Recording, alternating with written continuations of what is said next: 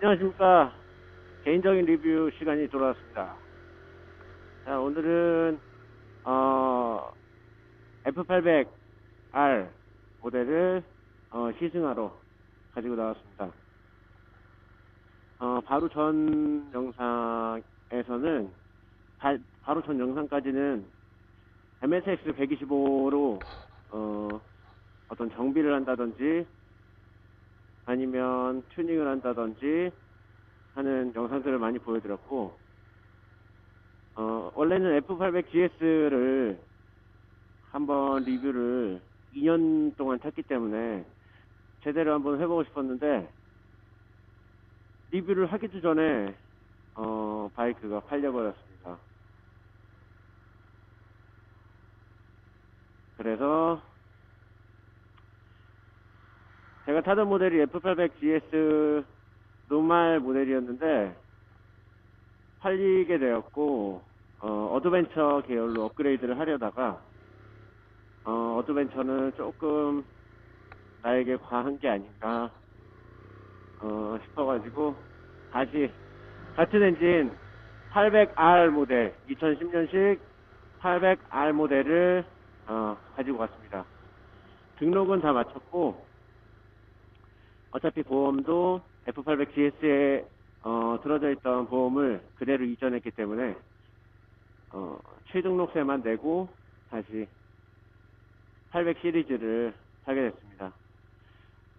한번 요즘 너무 핫한 바이크들이 많아서 요즘은 끌리는 바이크들이 한 3대 정도 있었는데, 야마하 R3 하고, 그 다음에 혼다에서는 인테그라 스쿠터죠. 인테그라 모델, 그리고 MT-03, MT-03이요. MT-07 네이키드. 그러니까 총 스쿠터 혼다 인테그라, 그리고 스쿠터 혼다 인테그라와 R차라고 볼 수 있죠. R3, 그리고 마지막으로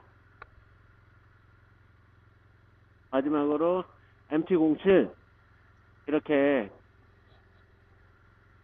보고 있었는데, 어떻게 갑자기 가져오게 된 거는 다시 BMW F800 BMW F800R을 가져오게 됐습니다. 며칠간 주행을 해보니까 F800GS하고는 힘이 거의 비슷합니다. 어차피 같은 엔진이고, 아무리 디튠을 한다든지 해도 그렇게 뭐 5마력 이상 차이를 두고 그 세팅을 하고 있지는 않는 것 같아요. 800GS가 아마도 한 83마력 정도로 알고 있고, S나 ST, 구형 모델이죠. 800S나 ST.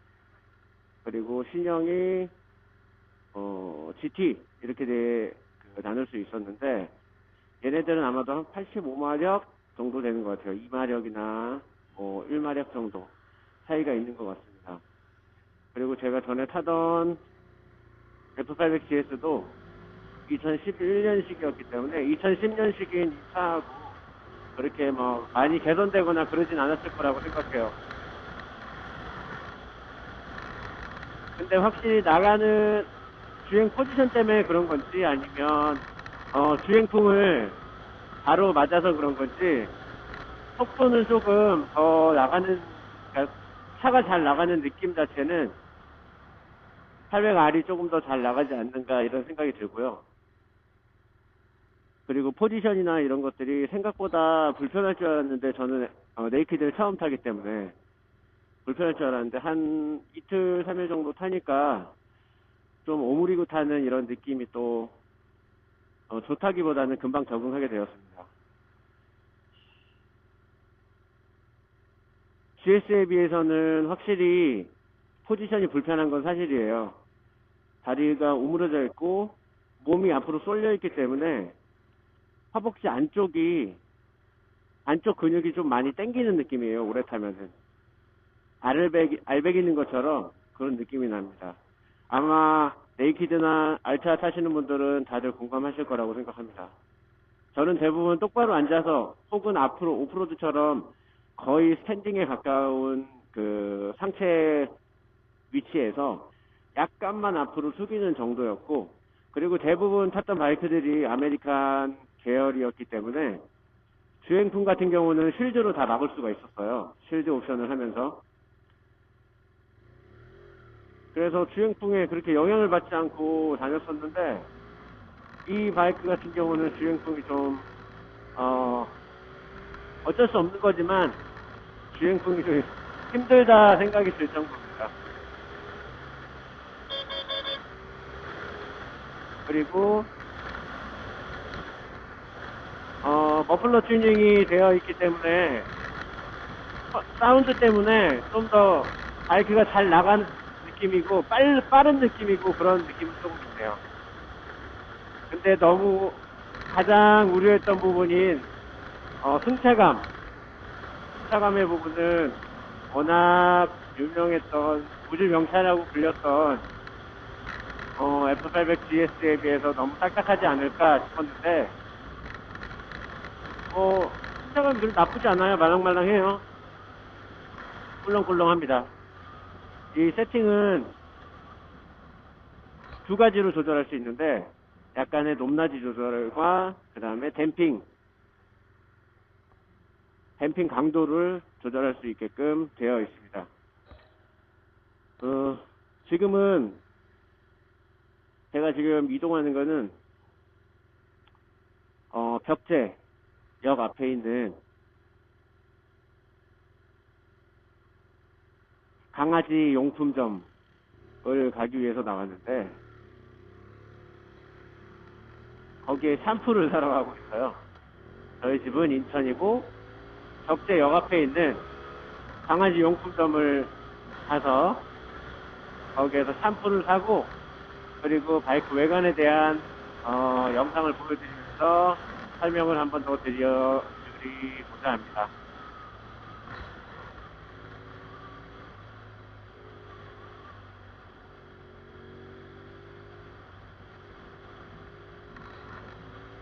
제가 이거를 타니까 혼다 엑스포 타는 동생, 같이 타는 동생이 하나 있는데 그 친구가 그러더라고요. 형님, 역시 남자는 네이키드입니다. 이런 얘기를 하더라고요. 남자는 네이키드가 많습니까? 저는 네이키드 처음 타니까 이거에 적응하면 또 R차 타겠다고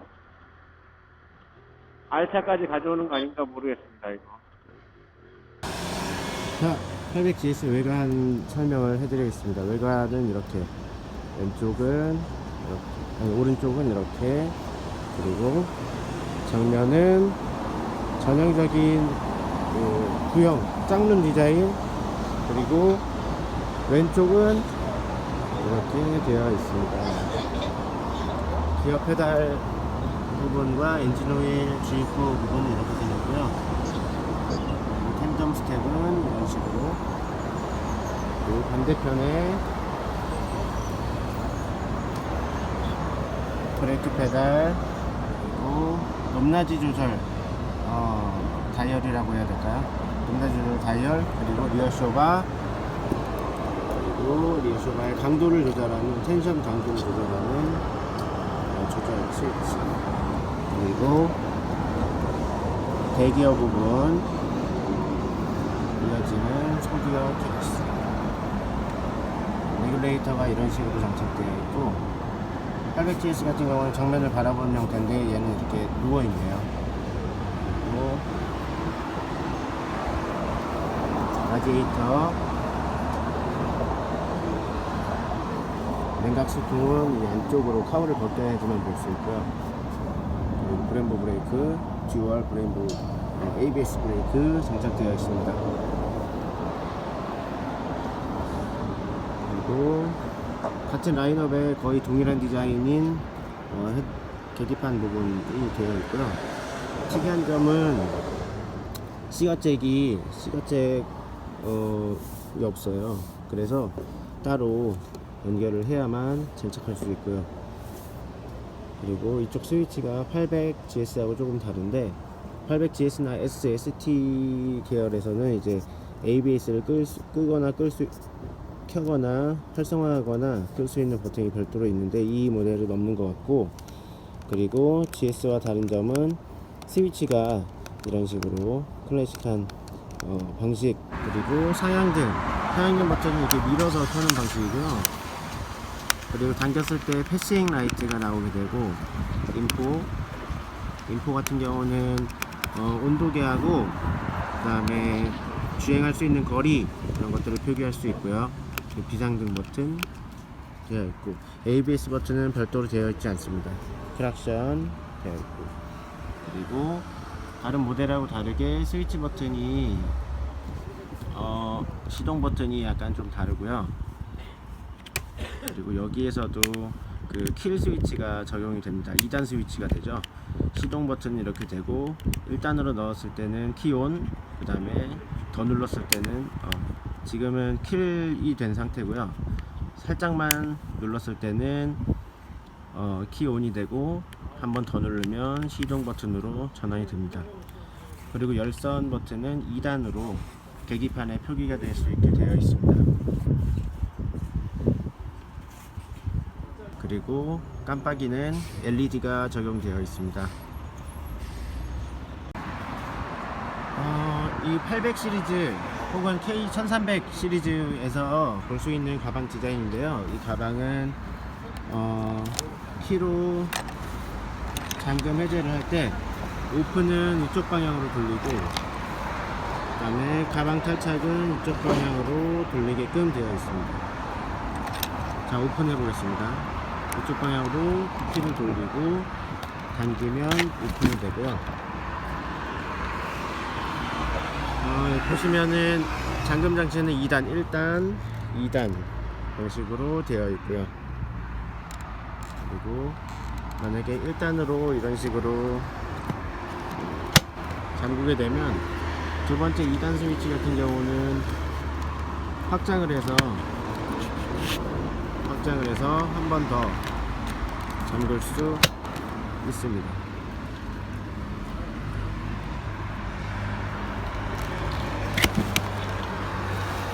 그리고 또 이제 특이한 것은 여기 보면은 가방이 하나 매달려 있어요. 가방이 매달려 있는데, 이거는 보통 방수팩이라고 불리는 가방인데요. 요즘 수영장 같은 데 가면은 가지고 다니는 방수팩, 그것들과 동일한 디자인입니다. 이렇게 넣은 다음에 이렇게 말아서 이렇게 버클로 채워주는 형태입니다. 이렇게 짐을 넣은 다음에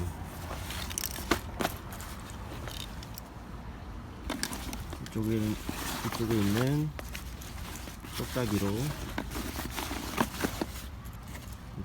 똑딱이를 가방과 체결해서 흔들리지 않게 고정해주는 역할을 하게 됩니다. 넣을 때는 그냥 말아서 넣어 놓으면 됩니다. 자, 외관 설명을 마쳤습니다. 외관 설명을 이쪽 벽제역 앞에 있는 세븐일레븐에 애견 샴푸 사러 왔다가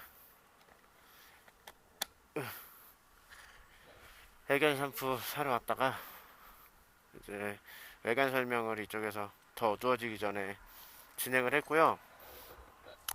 참고로 강아지 키우신 분들 이쪽에 용품이 싸요. 그 뭐지, 애견 박람회 같은데 보다 쌉니다. 애견 박람회에서 만약에 파는 제품이 있다면 나중에 이쪽에서 한 번 더 확인하시면은 더 싸게 살 수 있고요. 이쪽 벽지역 세븐일레븐은 저희 그 바이크 같이 타는 멤버들하고 투어를 갈 때 이쪽에서 모이는 장소예요. 그래서 한번 왔다가 이쪽에서 샴푸를 하나 샀는데 가격도 싸고 만족스러워서 다시 애견 샴푸와 린스를 사러 왔습니다. 이제 집으로 복귀하면서 라이딩 그 느낌 같은 것을 설명 또 해드리도록 하겠습니다. 아마 머플러 튜닝이 되어 있기 때문에 소음이 조금 날 수 있는데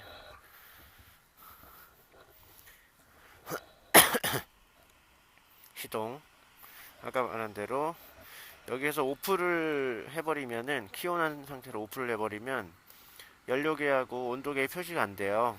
근데 한 단계만 온 하면은 표기가 되죠. 그 다음에 시동은 한 번 더 눌러서 이렇게 시동을 걸 수 있습니다.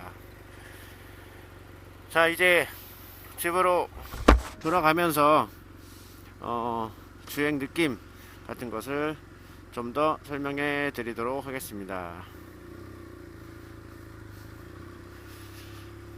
같은 800 엔진이라 하더라도 뭐 출력의 느낌이 다르다, 뭐 그 세팅이 다르게 되어 있기 때문에 나가는 게 좀 차이가 난다, 이런 말씀을 하시거든요. 예전에 800GS 탈 때 800S를 사가지고 오신 분 바이크를 잠깐 탔었는데 잠깐 시승을 해봤는데 확실히 포지션 때문에 그런 건지 아니면은 그 셋업 세팅의 값이 틀린 건지 모르겠어요. 세팅의 값이 틀려서 그런 건지 뭐 모르겠는데 나가는 게 굉장히 잘 나간다고 느꼈었거든요. 근데 이 차도 마찬가지인 것 같습니다. 그 차의 느낌하고 비슷하게 달리기 성능, 초반 힘, 초반에 출발해서 가속을 하는 이런 느낌 같은 경우는 800GS보다 미세하지만 약간 좀 더 힘차게 차고 나가는 느낌이 듭니다. 그리고 예전에는 깍두기 타이어여서 몰랐었는데 깍두기 타이어를 끼고 다녀서 잘 몰랐었는데 이 차 같은 경우는 800 엔진의 특징이라고 볼 수 있을 것 같은데 4200에서 4500rpm이 되면 잔진동이 굉장히 많이 올라와요. 2기통 바이크의 그 진동 플러스 잔진동, 그러니까 지금 3000rpm 정도 달리고 있는데요.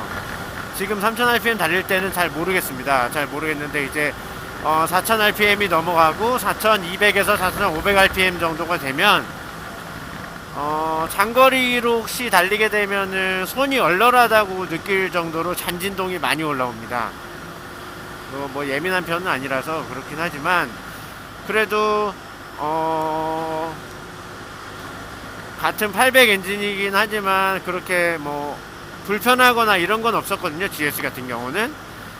근데 워낙에 이 차는 온로드 성향이 강한 바이크고 심지어 승차감은 생각보다 좋은데, 노면이 좋을 때 승차감은 생각보다 좋은데 가속을 하거나 쭉 치고 달릴 때 그 잔진동은 다소 거친 바이크를 모으는 듯한 느낌이 듭니다. 할리 데이비슨 바이크 같은 경우는 오히려 엔진이 워낙에 크고 그 배기량이 워낙 크고 그래서 그런지 가만히 아이들링 상태에서는 그렇게 뭐 진동이 너무 심하고 막 이런 말이 많잖아요. 근데 사실 주행이 들어가면은 할리 데이비스는 굉장히 정숙해지거든요, 엔진 자체가. 대배기량 바이크 몰아보신 분들은 알겠지만 할리의 진동이 이게 아닌데 싶을 정도로 얌전해집니다, 엔진이.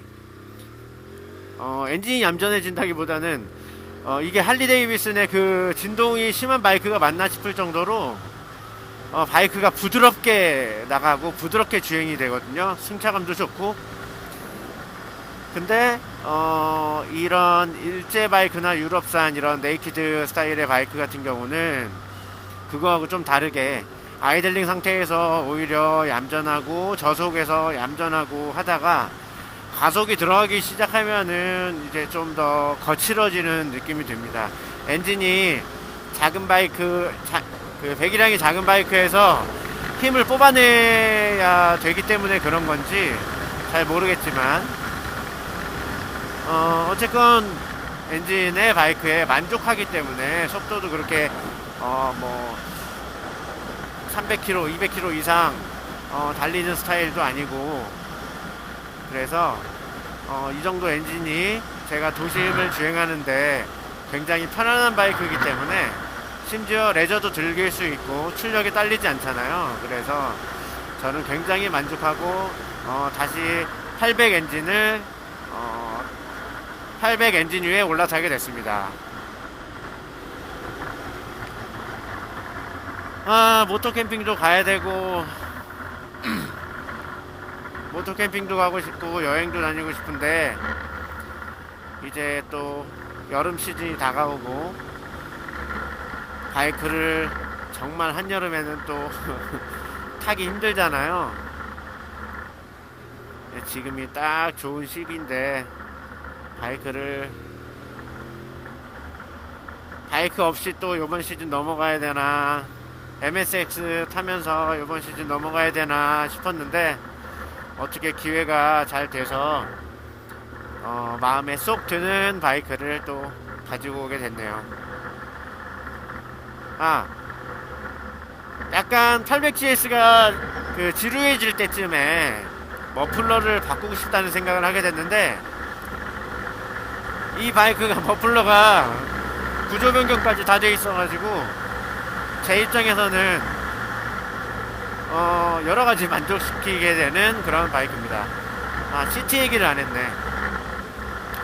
시트 얘기를 못했는데, 시트가 그냥 일반적인, 굳이 비교하자면 제가 전에 탔으니까 GS랑 자꾸 비교하게 되는데, 그 GS 같은 경우는 체중 이동이 쉽도록 이런 그 엉덩이 걸림탑 그런 것들, 엉덩이를 이렇게 받쳐주는 그런 굴곡 같은 게 없는데, 얘 같은 경우는 굴곡도 있어서 엉덩이를 이렇게 뒤로 밀거나 그 다음에 좀 강하게 속도를 낼 때 체중이 뒤로 밀리는 것을 방지해주고 있습니다. 그리고 잠시 후에 와이프하고 텐덤을 하고 잠깐 시화방조제 쪽으로 마실을 나갈 건데, 그때 또 승차감이 어떤지 한번 물어볼 거고요. 뭐 작은 SCR 110이라는 스쿠터부터 골드윙, 실버윙, 800GS, 그리고 아메리칸 바이크, 할리 데이비슨 모두 텐덤을 다 해봤기 때문에 와이프가 어떤 승차감이다, 편안하다, 안 편안하다를 객관적으로 이야기를 많이 해주니까 저는 뭐 텐덤을 위한 바이크, 텐덤을 하게 되면 또 의견을 많이 묻는 편이고요.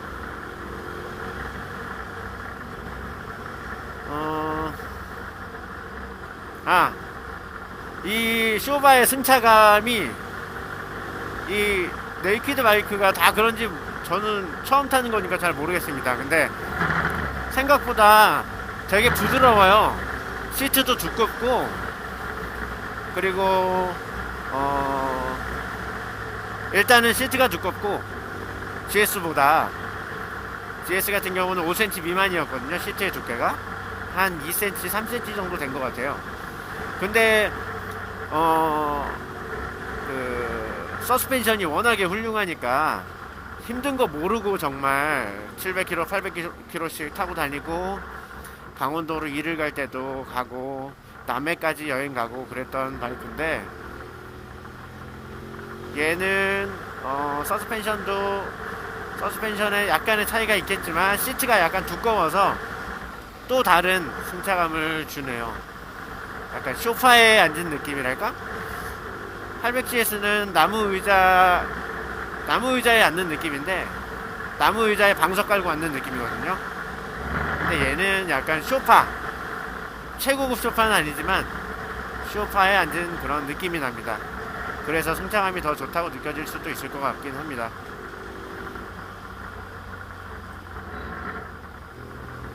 그리고 연비는 사실 재보지는 않았어요. 800 엔진이 다 비슷할 거라고 생각하는데, 그래서 뭐 연비는 따로 재보지는 않았는데, 여기 제가 가지고 있던 2011년식 800CS 같은 경우는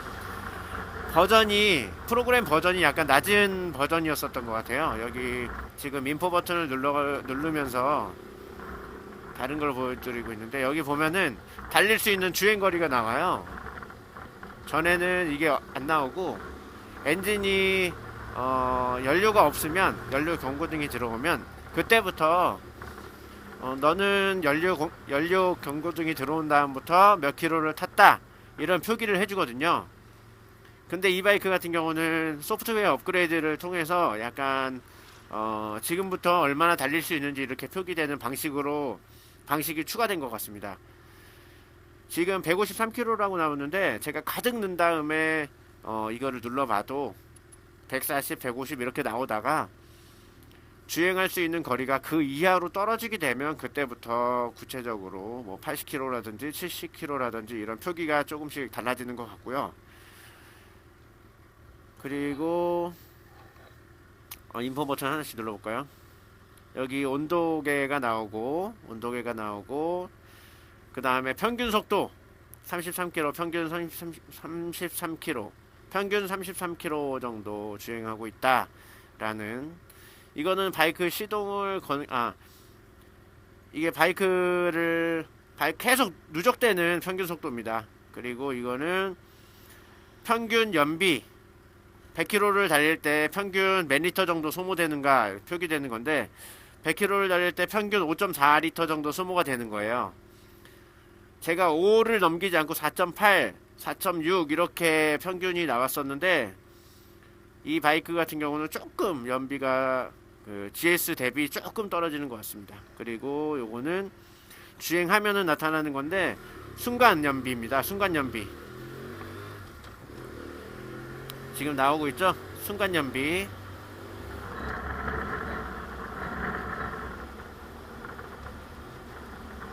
그리고 하나 더 누르면 아까 얼마나 주행할 수 있는지 표기되는 걸로 다시 돌아옵니다. 저는 이 정보보다는 온도를 위주로 해놓고 다니고 있습니다.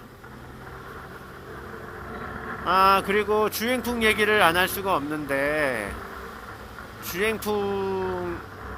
제가 싫어하는 게 몇 가지가 있습니다. 하나는 옷이 젖는 것, 그리고 두 번째는 주행풍. 근데 어쩌다가 네이키드를 사가지고 주행풍을 다 때려 맞으면서 이제 달리게 됐는데, 아직 투어까지는 안 가봐서 투어를 가보면 또 다르겠죠. 그리고 이렇게 수그렸을 경우에는 주행풍이 거의 없어요. 거의 없다기보다는 많이 줄어들더라고요. 근데 다른 기종에 제가 탔던 바이크들은 대부분 큰 실드를 달고 주행을 했기 때문에 150km 이상 달려도 그냥 얌전히 앉아서 고개도 돌릴 수 있고, 그리고 GS나 할리 계열 아메리칸 바이크 같은 경우는 골드윙도 마찬가지고 너클가드가 있었습니다. 너클가드가 있어서 가속을 하게 되면 바람이 손가락을 이렇게 밀어서 손가락이 안 펴지거나 뭐 조금 조작이 불편해지거나 이런 것들을 막아줬었는데, 얘는 아무래도 없으니까 또 주행풍으로 인해서 손을 불편하게 만드는 그런 느낌도 있습니다. 일단 어떻게 하다 보니까 가장 접근하기 쉬운 리뷰라는 것이 바이크가 되었고, 제 취미이기도 하니까요. 그래서 이쪽으로 리뷰를 많이 하고 있는데, 사실은 제가 이 유튜브를 개설하게 된 거는 이것저것 다 리뷰를 하려고 했습니다. 전문적인 것이 아니고 전문적으로 막 설명을 해주고, 뭐 이거보다 이게 낫다, 저거보다 이게 낫다, 이런 식으로 설명하는 게 아니라 그냥 일반인들이 체감할 수 있는 그런 느낌 있잖아요. 제 채널 보시면은 선글라스도 리뷰하고 그리고 시계도 리뷰하고 그리고 또 강아지 동영상도 올리고 이렇게 하고 있거든요. 그래서 제가 유튜브를 개설하게 된 목적은 바이크 전문은 아니라는 거. 그래서 보시면서 어떤 느낌이구나, 일반인들이 느끼는 그 감이 어떤 느낌이로구나 라는 것을 직접 설명해 드리려고 노력하고 있습니다. 길을 잘못 들었나 본데 지금 나.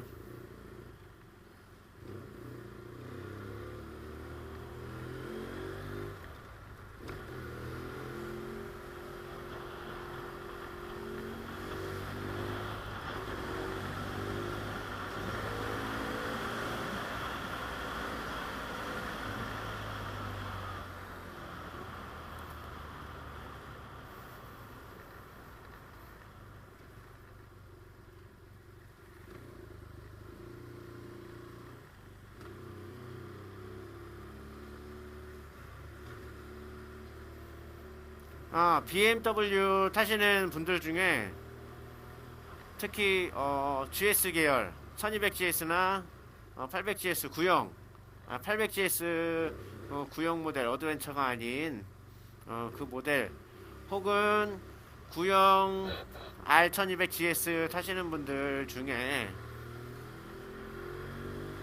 그 깜빡이를 LED로 교체하고 싶으신 분들 계실 거예요.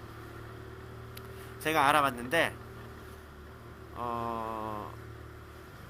일반 전구를 LED로 바꾸게 되면은 보통 자동차 같은 경우는 부하 매칭이라는 부하 매칭기를 달아서 속도가 정말 깜빡깜빡깜빡하게 난리치지 않게 그런 식으로 바꿔주거든요. 그러니까 속도를 조절하는 거죠. 똑같은 전구 전기를 내보냈을 경우에 얘가 소모 전력이라는 게 있잖아요. 소모 전력에 의해서 원래는 깜빡깜빡 이렇게 움직여야 되는 게 LED로 바꾸게 되면 이렇게 깜빡깜빡깜빡 하거든요. 자동차 전구 교환해 보신 분들은 아마 아실 거예요. 자동차 깜빡이 LED로 바꾸게 되면 지금 보는 저렇게 깜빡깜빡 하는 속도가 아니고 고장난 것처럼 깜빡깜빡 하게 되는데, 그 매칭을 해줘야 되는데 일반적으로 자동차 같은 경우는 그 전선 사이에 그 플러스 마이너스 전기가 나오는 그 사이에 어떤 조그만 모듈을 달아서 그거를 강제로 조절을 해주게 됩니다. 근데 이 BMW 같은 경우는 어떻게 하냐면 이 안을 열어서 ECU인가 그 진단기 있잖아요. 진단기 물리는 그쪽을 열어서 세팅 값을 입력한다고 합니다. 그러니까 뭐라고 하더라? 아마 그 방식이 레트로 방식이라고 그랬던 것 같아요.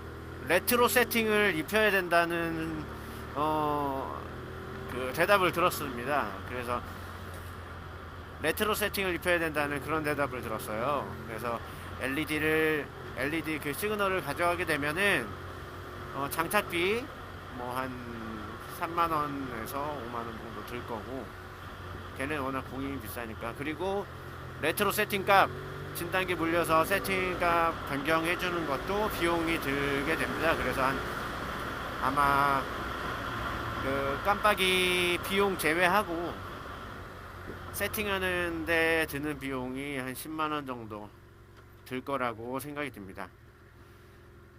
혹시 깜빡이 그 LED 램프로, 신형 LED 램프나 아니면은 뭐 어드벤처나 지금 아까 전에 보여드렸던 제 거 같은 LED 램프로 바꾸고 싶으신 분들은 참고하셨으면 합니다. 그냥 장착해도 됩니다. 장착해도 돼. 그냥 속도 이런 거 관계없이 장착해도 작동은 잘 됩니다. 근데 경고등이 들어온답니다. 그래서 램프가 잘못됐다는 그런 경고등이 들어오기 때문에 그 경고를 끄기 위해서는 그 ECU 세팅을 바꿔야 된다고 하네요. 참고로 알고 계시면 좋을 것 같습니다.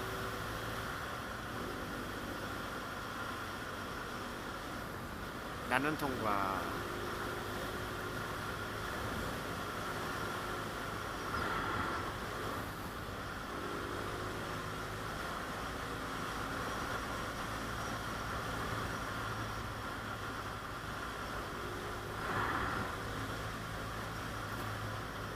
아, 올 때는 길 몰라가지고 내비게이션을 켰더니 생판 처음 오는 길로 알려줘가지고 좀 힘들었는데, 지금은 뭐 돌아가는 길은 또 알고 있으니까 내비게이션 없이 가니까 녹음도 할 수 있고 좋네요.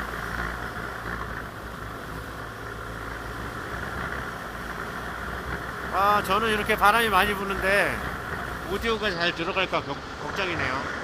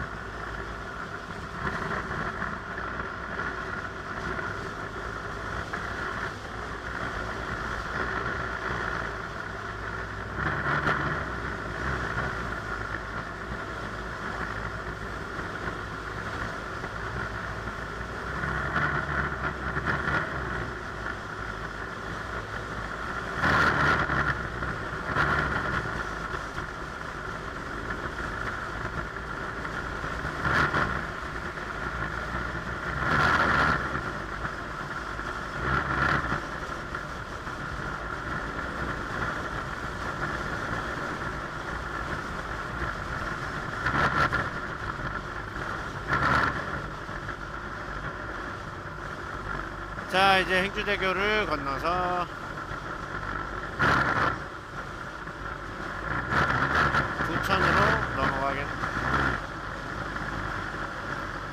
부천으로 넘어가겠습니다.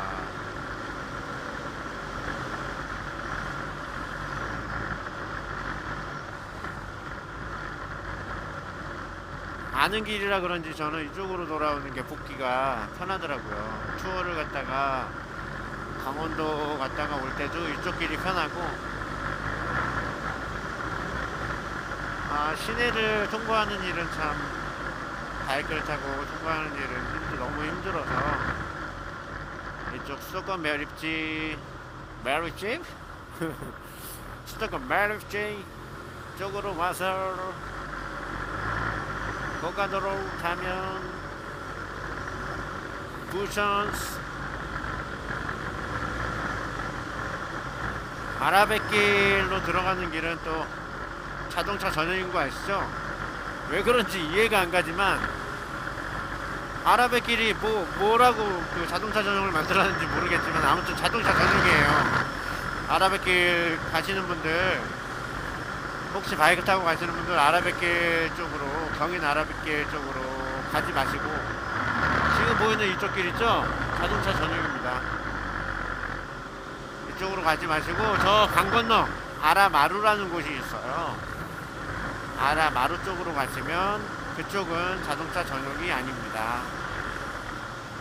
솔직히 이쪽에 푸드트럭도 많고 뭐 간단히 차 대놓고 뭐 라면도 끓여 먹을 수 있고 캠핑 하시는 분들도 많고 하기 때문에 차가 많이 들어오긴 하는데, 어떤 이유에서 바이크를 못 들어오게 했는지는 잘 모르겠네요.